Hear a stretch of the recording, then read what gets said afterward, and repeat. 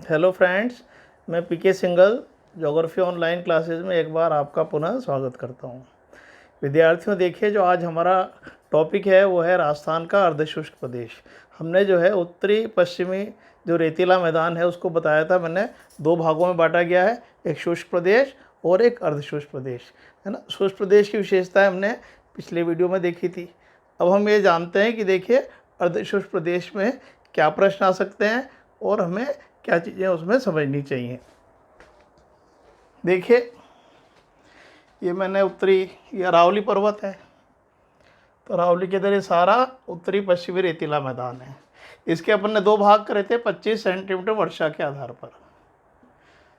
तो 25 से कम वाला ये शुष्क प्रदेश है और 25 से 50 ये अर्धशुष्क प्रदेश है।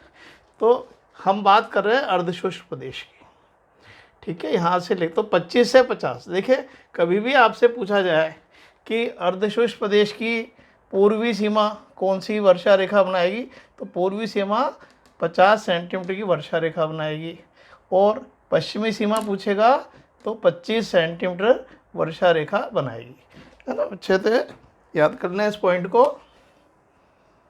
अर्ध शुष्क प्रदेश, है ना, इसकी हम चर्चा कर रहे हैं। देखिए इसकी जो है पूर्वी सीमा आपसे पूछे तो 50 सेंटीमीटर या 500 मिलीमीटर की सम वर्षा रेखा आएगी, है ना, ठीक है। और यदि पश्चिमी सीमा की बात करें, क्योंकि ये कॉमन प्रश्न जो आ जाते हैं, तो 25 सेंटीमीटर या 250 मिलीमीटर सम वर्षा रेखा, है ना। एक सिंपल सा प्रश्न है कि अर्धशुष्क प्रदेश की पूर्वी सीमा 50 सेंटीमीटर वर्षा रेखा बना रही है और पश्चिमी सीमा 25 सेंटीमीटर वर्षा रेखा बनाती है। और देखिए विद्यार्थियों, अर्धशुष्क प्रदेश का सीधा संबंध वर्षा से है ना। इसमें कितनी है, 25 सेंटीमीटर से 50 सेंटीमीटर वर्षा, है ना। वो सीमा बता दी और ये कुल वर्षा 25 से 50 सेंटीमीटर वर्षा यहाँ पर होती है। ये 25 से कम शुष्क प्रदेश है, 25 से 50 अर्धशुष्क है। जब वर्षा कम है तो यहाँ पर जो है वनस्पति किस प्रकार की मिलेगी, तो यहाँ पर देखिए स्टेपी तुल्य वनस्पति कैसी मिलेगी, स्टेपी तुल्य। स्टेपी, रूस में जो स्टेप्स घास के मैदान है, रशिया में स्टेपी जो घास के मैदान हैं वो अर्धशुष्क जलवायु में स्थित हैं। इसलिए अर्धशुष्क जलवायु की जो वनस्पति है विश्व में कहीं पर भी उसे स्टेपी तुल्य कहा जाता है। तो राजस्थान में आपसे पूछ सकते हैं स्टेपी तुल्य वनस्पति कहाँ मिलती है, स्टेपी तुल्य वनस्पति, तो हमें क्या बताना है, अर्धशुष्क प्रदेश में। ये बहुत इंपॉर्टेंट पॉइंट है। वर्षा 25 से 50 सेंटीमीटर और वनस्पति स्टेपी तुल्य। इसीलिए देखिए जो कोपन महोदय हैं,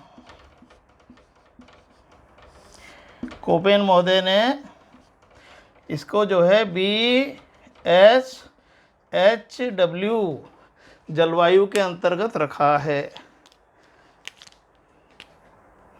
BSHW, देखिए मैंने आपको बताया था, इसकी जलवायु बताई थी ना, आपको याद आ रहा है, BWHW, और यहाँ की कौन सी हो गई, BSHW। ये बहुत आता है, वैसे भी आता है, जलवायु में ही पढ़ेंगे। तो कोपन ने ये जो एस है, इसका मतलब है स्टेपी तुल्य। देखिए बी मैंने आपको बताया था, बी का मतलब मरुस्थलीय। तो जहाँ पर भी विश्व में मरुस्थलीय जलवायु है, कोपन ने बी टाइप कहा है। और एस का मतलब स्टेपी और एच का मतलब होता है हॉट। तो एक गर्म मरुस्थलीय है ना, पहले गर्म लगा लेंगे, बाद में भी लगा सकते हैं। गर्म मरुस्थलीय स्टेपी तुल्य जलवायु, तो इसका नाम हुआ गर्म मरुस्थलीय, गर्म मरुस्थलीय स्टेपी तुल्य जल। इसमें विद्यार्थियों जो बी का मतलब क्या है, मरुस्थलीय, एस का मतलब है स्टेपी तुल्य। अर्धशुष्क प्रदेश की जलवायु कहीं पर भी है स्टेपी तुल्य कहलाती है। स्टेप्स घास के मैदान है ना, आपने देखा, उसमें पेड़ भी बिखरे रहते हैं, तो इसी तरह की वनस्पति यहाँ मिलती है। और एच का मतलब है गर्म, हॉट, हॉट मरुस्थल। और विंटर, डब्ल्यू का मतलब है विंटर ड्राई, जहाँ सर्दियों में वर्षा नहीं होती है ना। ये अपन जलवायु प्रदेश में पढ़ेंगे। तो ये मैंने कुछ एक सामान्य सी विशेषता बताई है। तो पूर्वी सीमा देखिए 50 सेंटीमीटर वर्षा रेखा, पश्चिमी सीमा 25 सेंटीमीटर वर्षा रेखा, तो वर्षा 25 से 50। वनस्पति स्टेपी तुल्य। और बी एच डब्ल्यू मरुस्थलीय स्टेपी तुल्य गर्म जलवायु, जहाँ सर्दियाँ शुष्क होती हैं, है ना। इसको अपन क्लाइमेट में और डिटेल से पढ़ेंगे। तो ये शब्द बहुत इंपॉर्टेंट है विद्यार्थियों, इनको अच्छे से याद करें आप।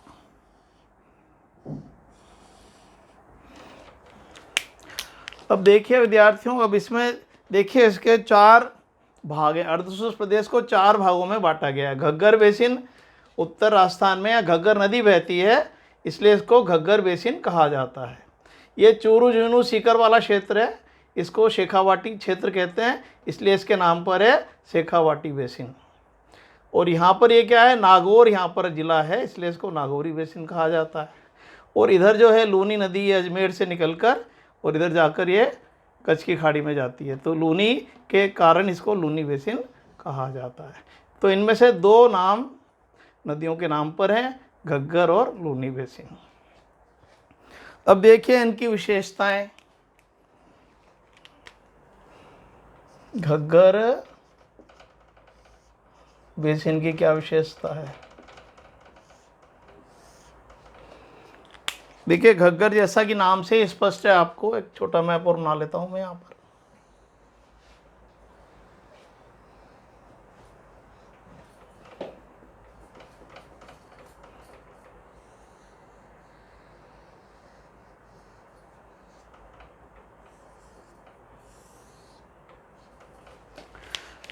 तो देखिए घग्गर नदी है, जो ये जो मैंने बताया ये है घग्गर नदी।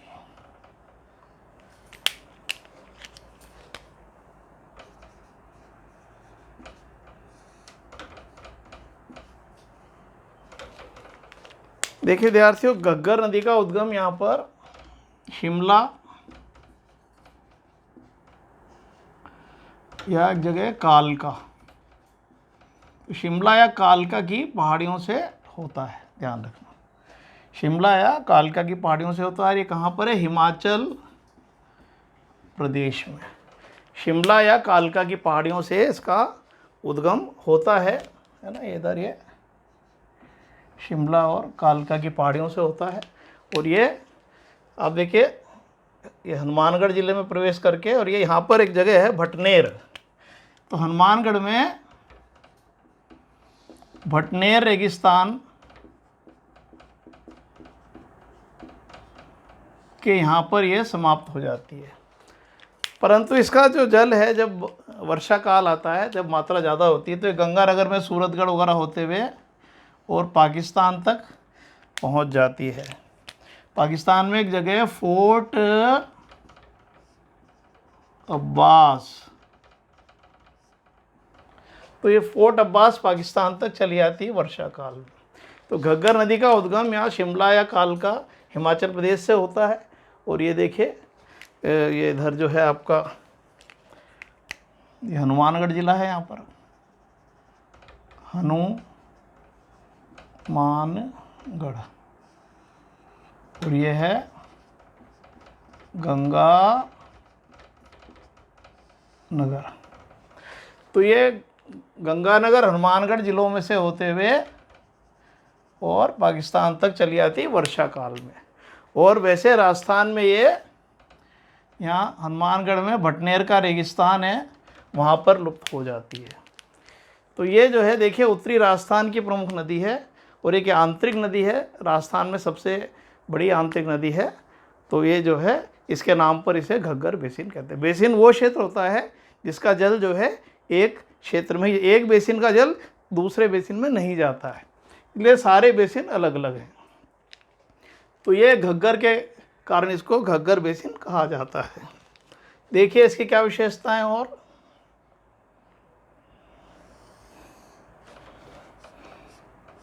यह राजस्थान का सबसे उत्तरी भौतिक प्रदेश है। ये राजस्थान का सबसे उत्तरी भौतिक प्रदेश है ना। देख चित्र से भी स्पष्ट है। और यदि पूछा जाए कि यह किन जिलों में फैला हुआ है, तो हनुमानगढ़ और गंगानगर जिलों में फैला हुआ है। तो घग्गर बेसिन का विस्तार हनुमानगढ़ और गंगानगर जिलों में है। और देखिए और क्या है, इसका जो हनुमानगढ़ में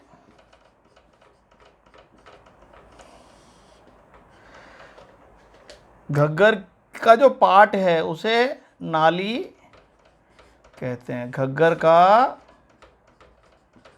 पार्ट मतलब क्षेत्र, भाग। तो हनुमानगढ़ में ये पहले भी आया हुआ है ना। कई किताबों में गंगानगर भी मिल जाएगा आपको, क्योंकि पहले गंगानगर ही जिला, एक ही जिला था, पर इसका ज़्यादा भाग हनुमानगढ़ में पड़ता है। इसलिए अगर हनुमानगढ़ नहीं आया तो गंगानगर आ जाएगा।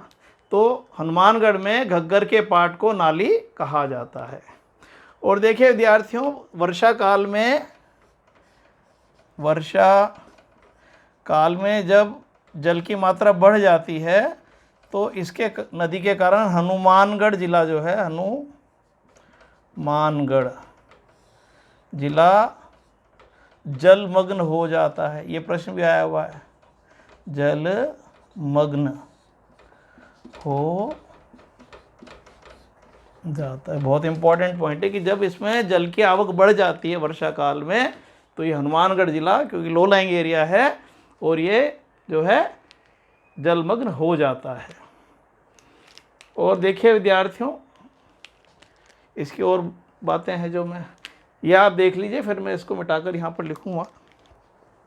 तो इसको वापस समझा देता हूँ। पूर्वी सीमा 50 सेंटीमीटर वर्षा रेखा, पश्चिमी सीमा 25 सेंटीमीटर वर्षा रेखा, वर्षा कुल 25 से 50 सेंटीमीटर, वनस्पति स्टेपी तुल्य, रूस के स्टेप्स प्रदेश से नाम लिया गया है। कोपन ने इसे BSHW जलवायु में रखा है। इसका मतलब है गर्म मरुस्थलीय स्टेपी तुल्य जलवायु। इसको मैं मिटा रहा हूँ ताकि फिर आपको आगे बताऊँगा।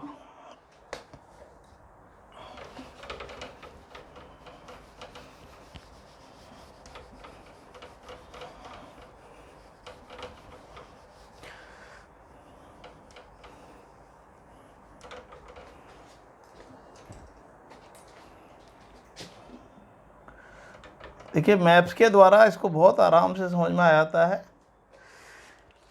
देखिए विद्यार्थियों,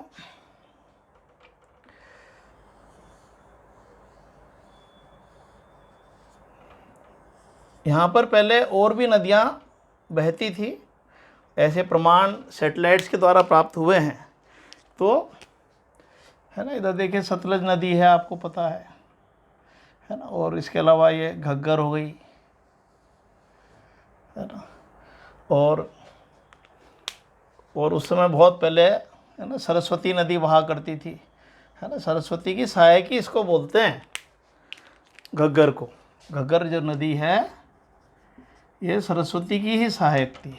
तो ये बहुत पहले की बात बता रहा हूँ मैं, है ना। सतलज नदी तो अभी भी यहाँ पर बहती है। तो देखिए पहले ये क्षेत्र, यहाँ पर पानी आता था इन क्षेत्र में, है ना। ऐसा नहीं था कि शुष्क क्षेत्र नहीं था।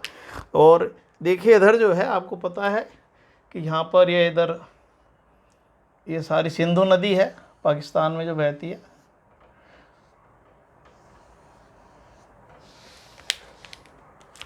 तो ये सतलज जो है सिंधु की सहायक नदी है। तो सैटेलाइट इमेजरी वगैरह से ऐसे पता पड़ा है कि ये जो सरस्वती नदी है पहले इधर, ये पूर्ण विकसित नदी थी और जैसलमेर के इधर से होते हुए और ये इधर जाकर ये अरब सागर में गिर जाती थी।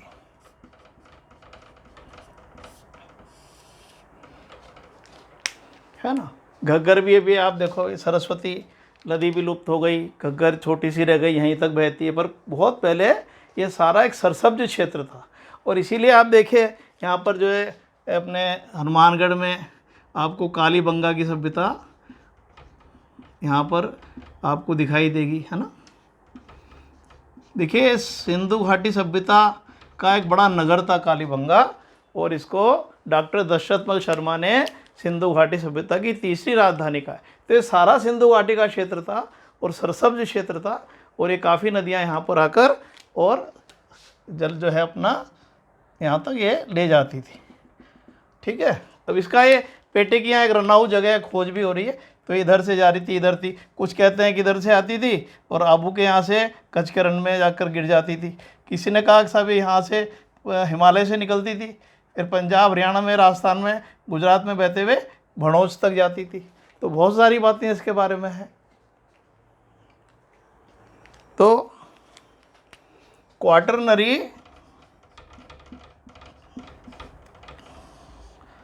कल्प में ये बहुत नूतन युग है, क्वाटरनरी कल्प इसको बोलते हैं, है ना। आज से लगभग मान लो 12,000 वर्ष से पहले की बात है, वर्ष से पहले 10, 15, 20 लाख वर्ष पहले की बात है। तो 12,000 वर्ष से पहले जो है ये सारी नदियाँ राजस्थान के क्षेत्र में आती थी, और ये हरा भरा क्षेत्र था। और बहुत ज़्यादा नहीं, ईसा से 4,000 वर्ष या 3,000 वर्ष पूर्व जब सिंधु घाटी सभ्यता आपको पता है पनप रही थी, तो उस समय ये हरा भरा क्षेत्र था। और बाद में जो है कहते हैं इतनी गर्मी हो गई कि यहाँ पर जलवायु शुष्क हो गई, नदियों ने कुछ मार्ग बदल लिया, तो इसके कारण जो है ये शुष्क क्षेत्र हो गया है। तो क्वाटरनरी कल्प में ये समस्त नदियाँ इस क्षेत्र में बहा करती थी, पर अब जो है ये लुप्त हो गई हैं। और घग्गर जो है अवशेष मात्र है, जिसे मृत नदी भी कहा जाता है।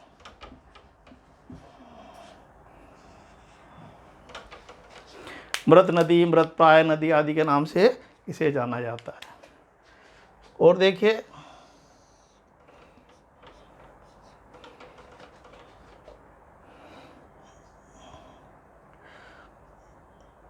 घग्गर का जो मैदान है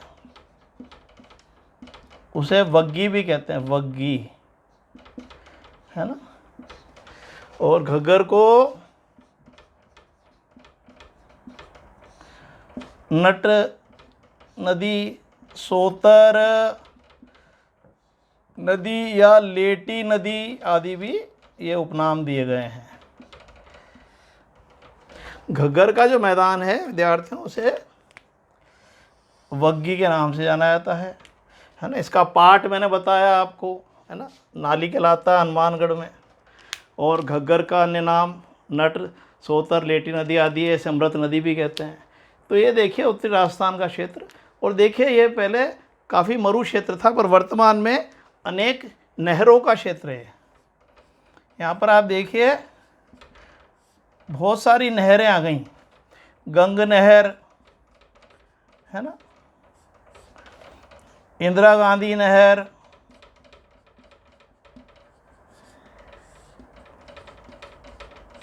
भाखड़ा नहर। तो देखिए इसके कारण ये क्षेत्र हरा भरा हो गया है, और ये वर्तमान में सिंचित है और उपजाऊ क्षेत्र है।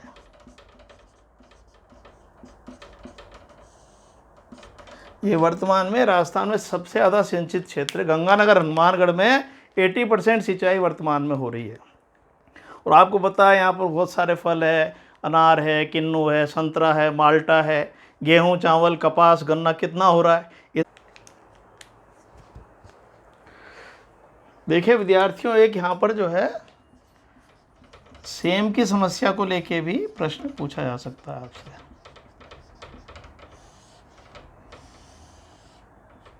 सेम की समस्या किस भौगोलिक क्षेत्र में मिलेगी? घग्गर बेसिन क्षेत्र में। और ये क्या है? जल रिसाव,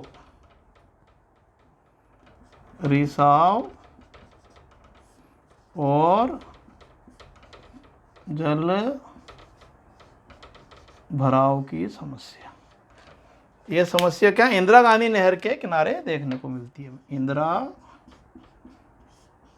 गांधी नहर, देखिए विद्यार्थियों, यहाँ इंदिरा गांधी नहर बना दी, परंतु उससे क्या है, जल रिस जाता है ना साइड में, और रेत ही रेत है चारों तरफ, इधर दोनों तरफ, तो वो वाटर लॉगिंग हो जाता है। तो इसके कारण इंदिरा गांधी नहर के किनारे जल रिसाव के कारण जल भराव की जो समस्या है उसको हम सेम की समस्या कहते हैं। तो सेम की समस्या सबसे ज़्यादा हनुमानगढ़ ज़िले में देखने को मिलती है। यदि ज़िला है तो इसका आपसे पूछे ज़िला तो हनुमानगढ़,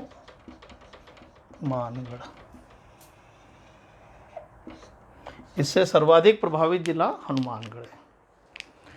तो विद्यार्थियों देखिए, घग्गर को लेके सारी बातें लगभग आ गई। तो देखिए घग्गर जो है, घग्गर नदी के कारण ये घग्गर बेसिन कहलाता है। घग्गर नदी शिमला या कालका की पहाड़ी हिमाचल प्रदेश से निकलती है और ये हनुमानगढ़ और गंगानगर ज़िलों में बहते हुए फोर्ट अब्बास तक चली आती है ना। वर्षा काल में यहाँ जाती है, नहीं तो इसका जल भटनेर के रेगिस्तान में ही समाप्त हो जाता है।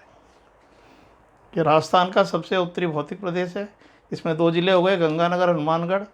हनुमानगढ़ में इसके पाट को नाली कहते हैं और इसके मैदानी भाग को वग्गी भी कहा जाता है ना। और देखिए क्वाटरनरी कल्प में लगभग 12,000 वर्ष पहले यहाँ पर ये बहुत सारी नदियाँ आती थी, जिसके कारण ये जलोढ़ मिट्टी या कांप मिट्टियाँ बिछ गई और एक बहुत ही उपजाऊ क्षेत्र है। और अब आप देखिए यहाँ पर जब ये नहरें आ गई तो उसके कारण यहाँ पर खूब खेती होती है ना, खूब फल सब्जियाँ हो रहे हैं, अनाज हो रहे हैं। तो ये सरसब्ज क्षेत्र हो गया आज राजस्थान का। और इसको घग्गर को नट, सोतर, लेटी नदी आदि भी कहा जाता है। और यहाँ पर जो है सेम की समस्या विशेष रूप से देखने को मिलती है। इसका एक स्क्रीनशॉट खींच लीजिए और फिर अपन दूसरा बेसिन करेंगे, शेखावाटी बेसिन।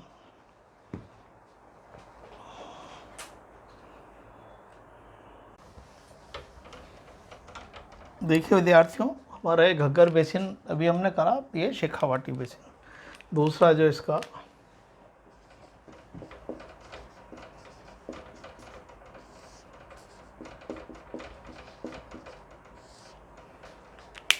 एक इधर मैप बना लेता हूँ।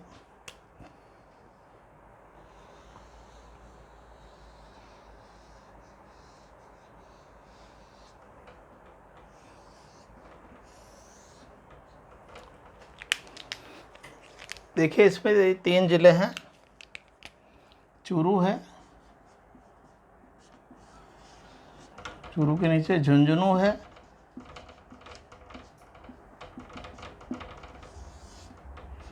और इधर सीकर।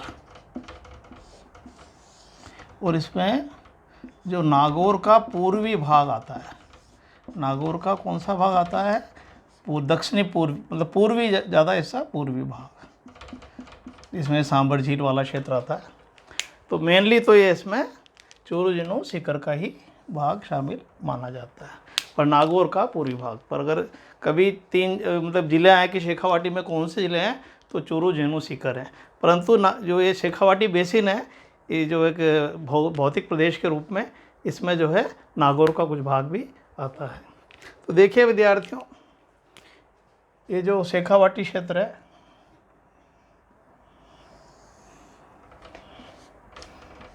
ज़िले बता ही दिया आपको, चूरू, झुंझुनू और सीकर है ना। मैं नागौर नहीं लिख रहा, वहाँ आपको बता दिया मैंने, ठीक है। फिर ये उत्तर पूर्वी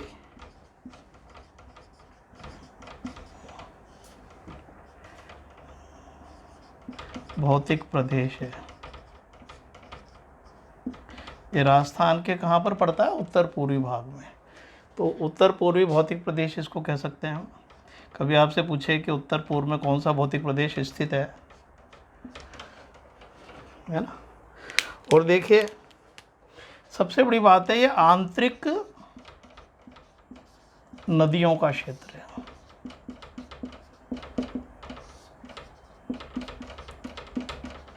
राजस्थान में कई बार ये कई प्रतियोगी परीक्षाओं में पूछा गया है कि राजस्थान में आंतरिक नदियों का क्षेत्र किसे कहते हैं, शेखावाटी क्षेत्र को, है ना।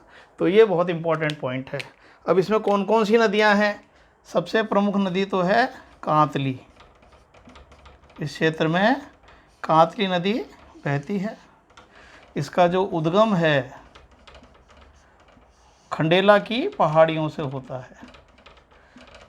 पहाड़ियों वाला हिस्सा अरावली का पार्ट है, तो वहाँ से ये खंडेला की पहाड़ी सीकर जिले में है।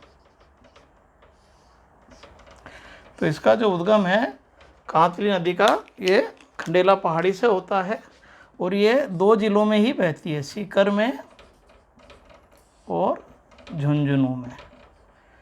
ये चूरू ज़िले में नहीं बहती, और जब चूरू ज़िले और झुंझुनू ज़िले के जो सीमावर्ती क्षेत्र हैं उसमें जाके समाप्त हो जाती है। तो एक तरह से ये सीकर से निकलकर, मान लो ये यहाँ पर खंडेला की पहाड़ियाँ हैं और ये झुंझुनू में होते हुए चूरू तक जाती है, पर चूरू के मरुस्थली क्षेत्र में जाके समाप्त हो जाती है। कांतली ये राजस्थान की आंतरिक नदी मानी जाती है। तो इसका उद्गम खंडेला पहाड़ी से होता है, ये मरुस्थलीय क्षेत्र में आके समाप्त हो जाती है। इसका जो बेसिन क्षेत्र है उसको तोरावाटी बेसिन भी कहा जाता है। कई बार आता है कि तोरावाटी बेसिन किस क्षेत्र का भाग है, तो तोरावाटी बेसिन जो है ये शेखावाटी क्षेत्र का भाग है। एक्चुअली जो है अरावली में तोरावाटी पर्वत हैं, जो इधर जयपुर, सीकर और झुंझुनू, ये जो इधर अरावली वाला क्षेत्र है इसमें पहाड़ियाँ हैं। जयपुर, सीकर, झुंझुनू में अरावली की पहाड़ियों को तोरावाटी पर्वत कहते हैं। तो ये नदी तोरावाटी क्षेत्र की नदी कहलाती है, आंतरिक नदी है, उद्गम खंडेला की पहाड़ी से होता है, 2 जिलों में बहती है। तो इस प्रकार जो है चूरू एक ऐसा ज़िला है जहाँ कोई नदी नहीं बहती। ध्यान रखना विद्यार्थियों, ये अक्सर पूछ लेते हैं कि राजस्थान के किस ज़िले में कोई भी नदी नहीं बहती। इसमें चूरू आएगा और एक बीकानेर ज़िला भी है। तो राजस्थान में चूरू और बीकानेर 2 ज़िले ऐसे हैं जहाँ कोई नदी नहीं बहती है। तो ये शेखावाटी क्षेत्र उत्तरी पूर्वी भौतिक प्रदेश है, आंतरिक नदियों का क्षेत्र है। प्रमुख आंतरिक नदी कांतली है। इसके अलावा देखिए यहाँ पर सांभर झील का भाग भी इसमें आता है, क्योंकि ये जो नागौर का वो भाग जो जयपुर से इधर, ये नागौर और जयपुर के बीच का उत्तरी थोड़ा सा भाग, तो यहीं पर सांभर झील है। सांभर का कुछ भाग नागौरी बेसिन में भी आता है और इसमें भी आता है। तो ये क्या है, अंतः प्रवाही झील, ये राजस्थान की अंतः प्रवाही झील है। इसमें देखिए अंतः प्रवाही इसलिए कि अनेक नदियाँ गिरती हैं। कौन कौन सी गिरती हैं इसमें, देखिए इसमें गिरती है खारी, है ना, इसको खरियन भी कहते हैं, मैंथा, कई जगह मेंढा भी लिखा हुआ है, मेंढा या मैंथा, रूपन गढ़, खंडेला। देखिए छोटी छोटी जलधाराएं हैं और ये नदियाँ सांभर झील में जाकर गिरती हैं। तो सांभर झील इस क्षेत्र में एक अंतः प्रवाह की नदी है, जो राजस्थान में अंतः प्रवाह की सबसे बड़ी नदी सबसे बड़ी झील कहलाती है। तो ये क्षेत्र देखिए, और इसमें देखिए क्या है,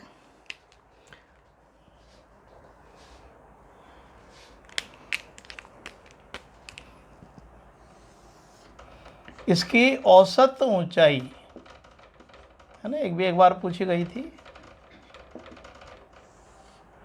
450 मीटर। इस क्षेत्र की औसत ऊंचाई कितनी है विद्यार्थी, 450 मीटर।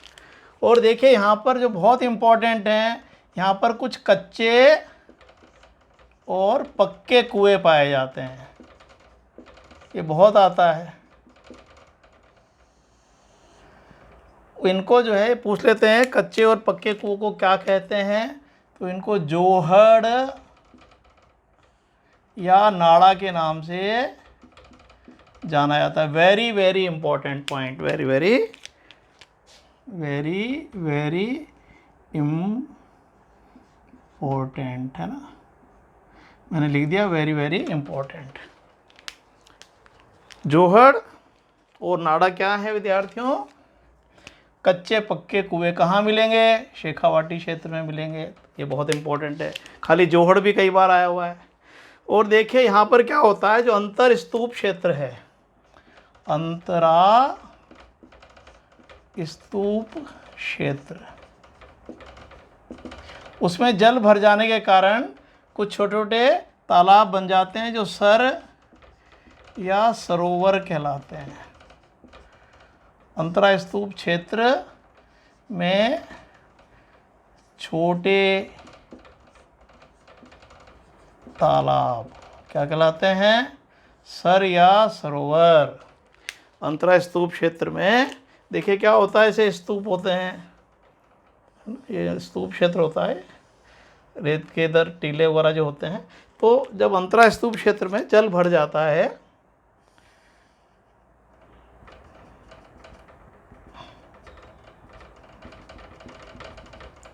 ना, तो ये तो हो गया स्तूप क्षेत्र, है ना। रेत के टीले आप देखिए मरुस्थलीय क्षेत्र, यद्यपि यहाँ रेत के टीले कम होते हैं, पर फिर भी जो है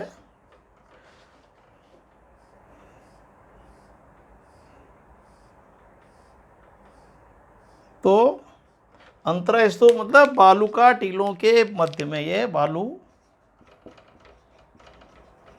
का स्तूप हो गया, और ये भी क्या हो गया? बालू का स्तूप।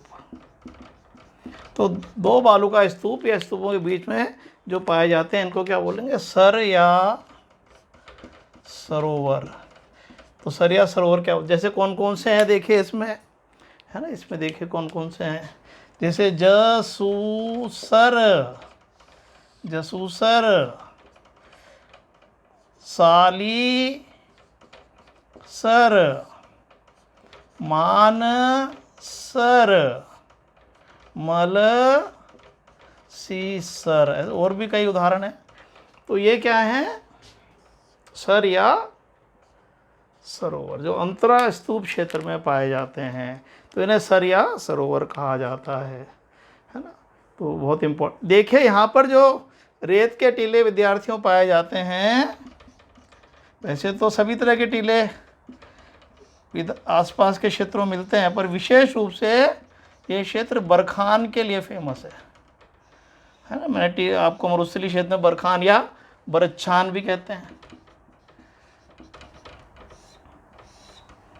ये मैंने बताया था अनुप्रस्थ प्रकार के टीले हैं, अर्धचंद्राकार होते हैं, और ये जो है मैंने बताया बीच में उसकी तली को थली रंड कहते हैं। स्थानांतरणशील टीले, बहुत सारी बातें मैंने बताई थी।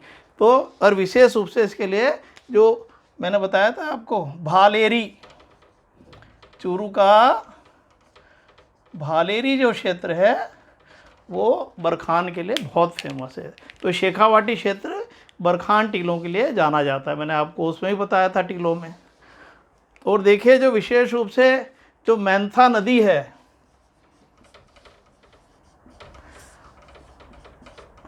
उसमें नवीन बरखान देखने को मिलते हैं। नवीन बरखान आपसे आ जाए राजस्थान में, कहाँ मिलते हैं?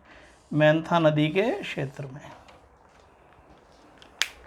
और देखिए विद्यार्थियों यहाँ पर ये जो अरावली की बिखरी हुई पहाड़ियाँ मिलती हैं। अगर आपको पता हो कि सिरोही से अरावली खेतड़ी तक, खेतड़ी झुंझुनू में पड़ता है ना, तक तो श्रृंखलाबद्ध रूप से है, और इसके बाद बिखरी हुई पाई जाती हैं। तो यहाँ पर क्या है, अरावली में गैप्स हैं जिसको वायु घाटियाँ कहते हैं। तो इस क्षेत्र की एक और विशेषता ये है कि यहाँ पर वायु घाटियाँ पाई जाती हैं। वायु घाटियाँ एक प्रकार से क्या हैं?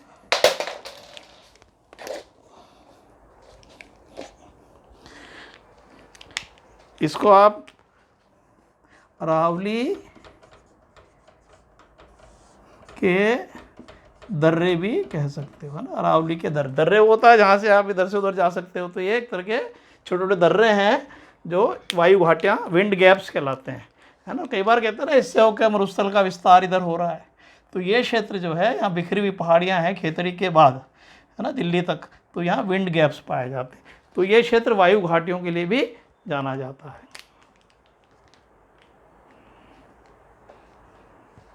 तो देखिए विद्यार्थियों, ये शेखावाटी क्षेत्र हो गया, इसका स्क्रीनशॉट खींच लीजिए। तो ये देखिए इसमें चूरू, जुनू, सीकर और कुछ नागौर का भाग है ना। सांबर झील या अंतर प्रवाही झील है, और इसमें यहीं पर है जयपुर और नागौर की सीमा पर।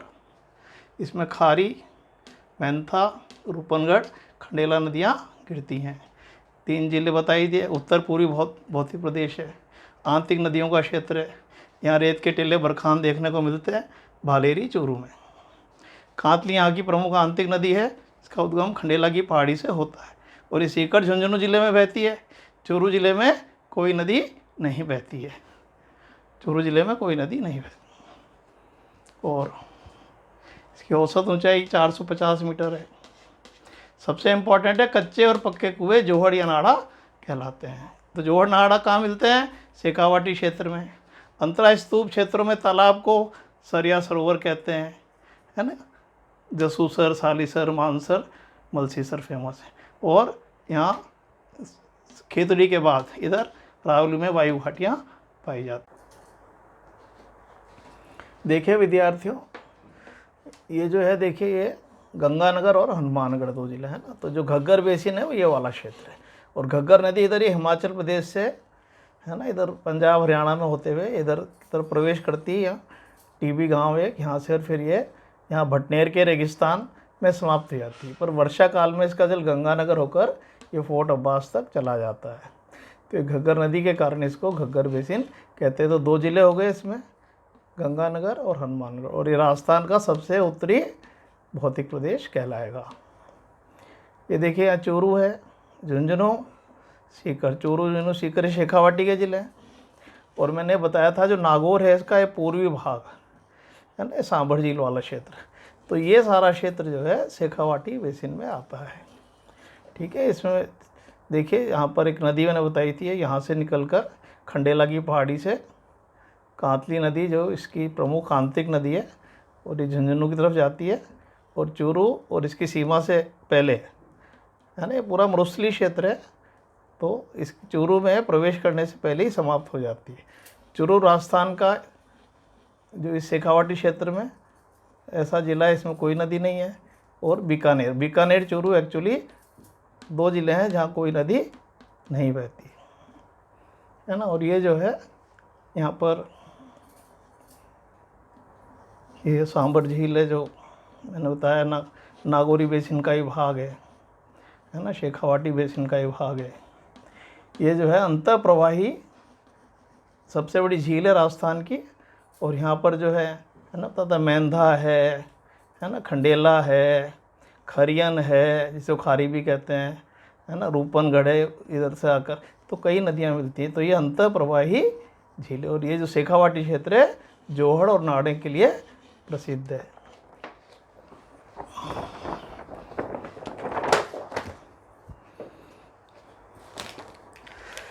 देखिए विद्यार्थियों, ये जो है देखिए टॉपिक बहुत बड़ा हो गया। मैं नहीं चाहता कि एक ही वीडियो में बहुत सारी बातें आ जाएं। तो जो अपना 2 जो ये प्रदेश बचे हैं, नागौरी बेसिन और ऊनी बेसिन, इसको हम नेक्स्ट वीडियो में करेंगे, ठीक है। तब तक के लिए इसको अच्छे से पढ़िए। Thank you, bye.